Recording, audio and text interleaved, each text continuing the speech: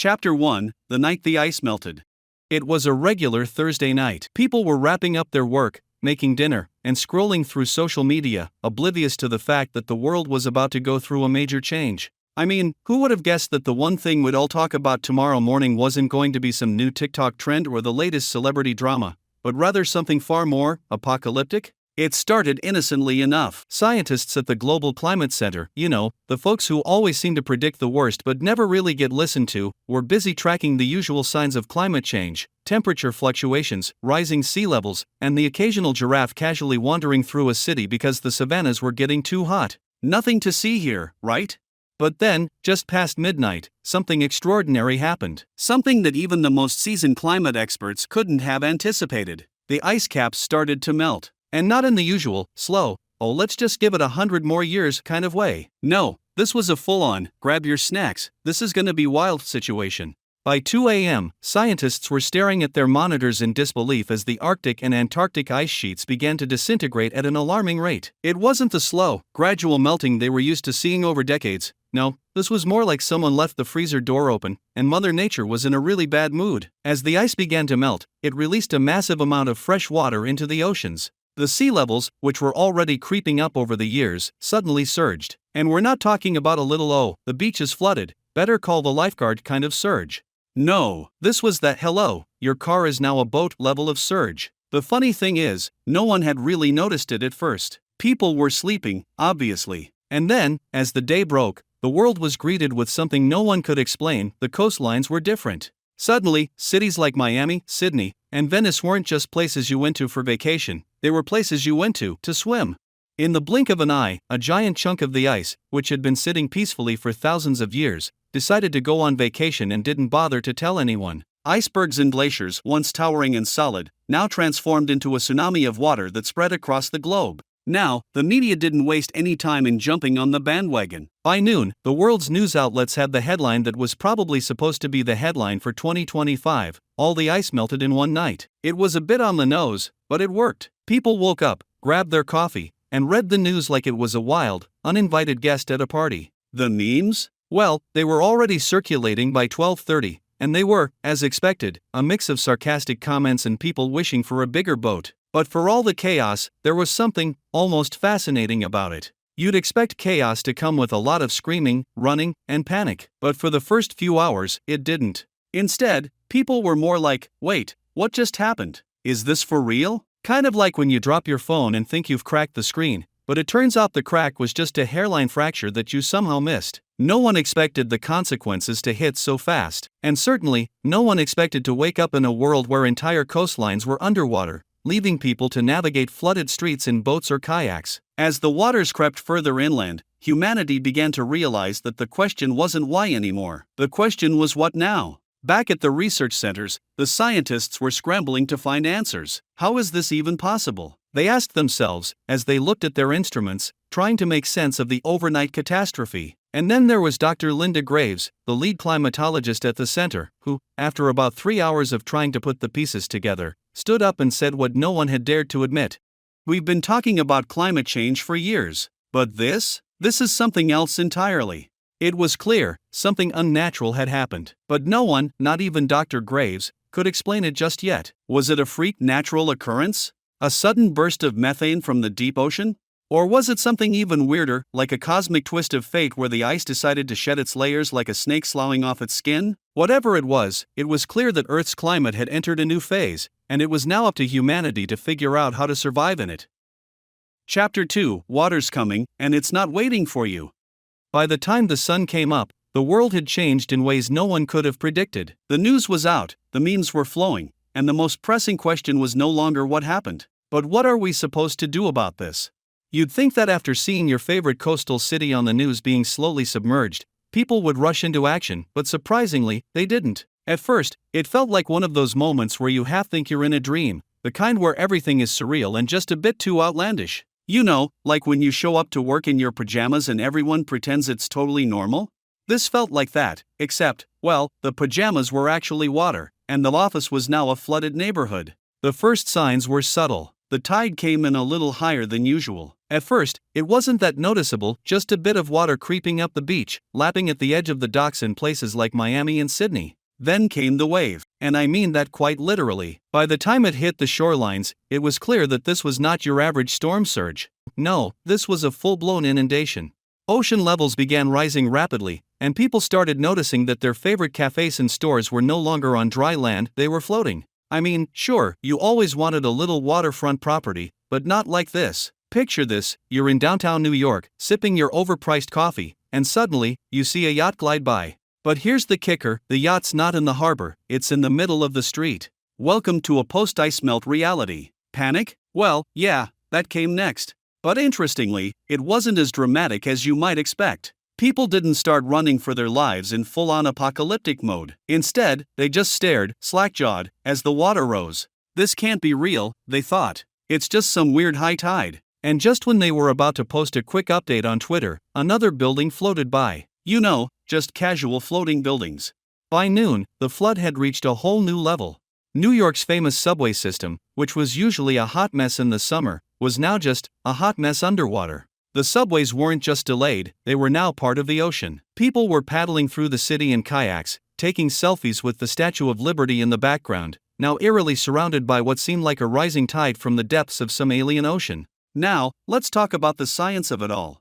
The melting ice, you see, wasn't just about the water, it was the rapid infusion of fresh water into the oceans, messing with the salinity and the currents. The oceans were no longer behaving like they had before. These weren't the normal little fluctuations we'd seen in the past. This was like someone had suddenly turned the temperature dial up to 11, and now the Earth was feeling it.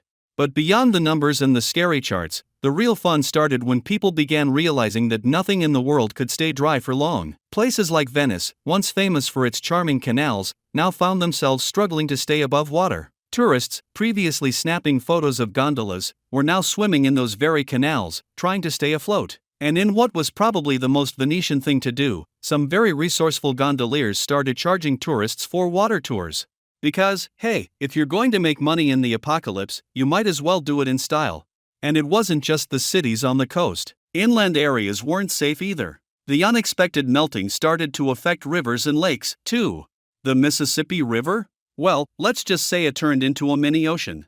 And towns hundreds of miles away from the coast were left wondering how they ended up with the world's largest pool right in their backyard. So, what did people do? Some tried to evacuate, but there was just one tiny problem: traffic. People were trying to get away, but instead of normal traffic jams, they found themselves stuck in water jams. Cars couldn't move because they were half submerged in what had once been a suburban neighborhood. People weren't honking their horns in frustration, they were splashing their way through the streets in boats, like they were in some bizarre version of a reality show called Flooded America. It was in moments like these that you realized the absurdity of the situation. You'd think there'd be more chaos, more screaming, more "I told you so" moments from the climate change experts. But instead, there was a strange, almost comical sense of acceptance. People were too busy wondering whether they should start building boats or buildings to float to really panic. And while all of this was happening, some very, very smart people started thinking ahead. Okay, they said, we have to figure out how to deal with all this water, and fast. So, in true human form, instead of freaking out, they started taking to social media with helpful tips. How to survive the flood became a trending hashtag, and suddenly,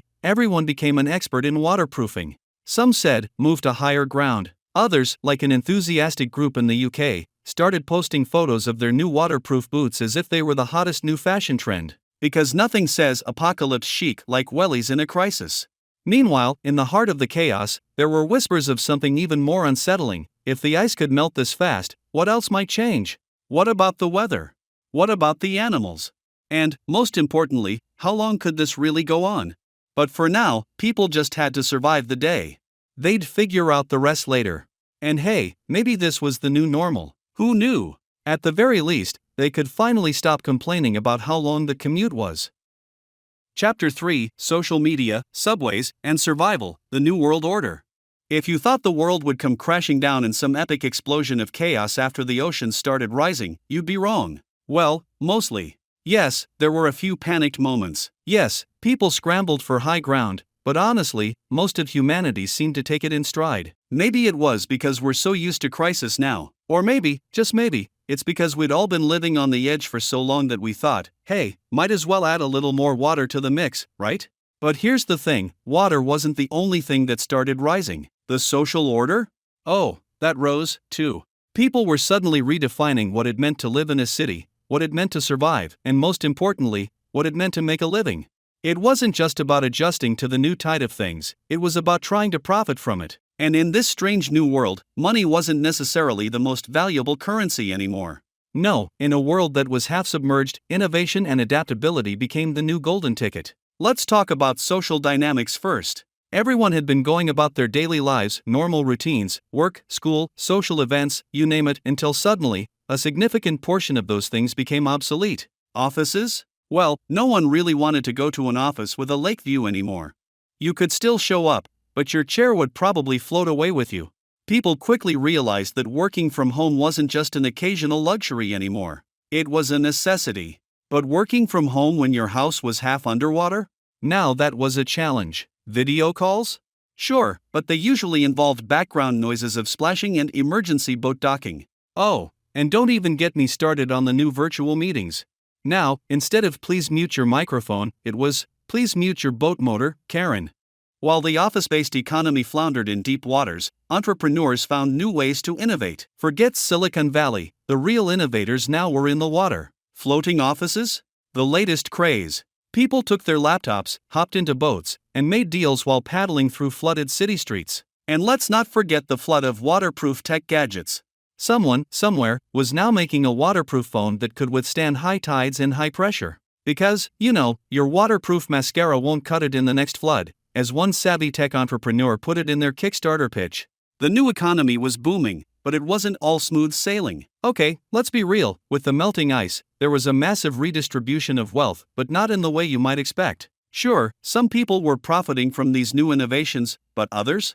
They were having to adapt quickly to the new reality. Cities that had once been bustling economic hubs were now dealing with mass evacuations, followed by an influx of people looking for shelter. Those lucky enough to live on higher ground were suddenly seen as elite. The rich, who had once been able to avoid environmental consequences by living in coastal palaces, were now finding themselves sharing a space with boat commuting workers. It was a strange new egalitarian world, where wealth didn't matter as much if you couldn't get out of your house without paddling. Let's talk about cities for a moment. The ones that had once been bustling metropolises, the heartbeats of commerce and industry, were now submerged, quite literally. New York, Venice, Rio, all of them became giant, watery playgrounds. What was once a place for business meetings now became a place for people to take floating yoga classes. Who wouldn't want to meditate while drifting through the streets, right?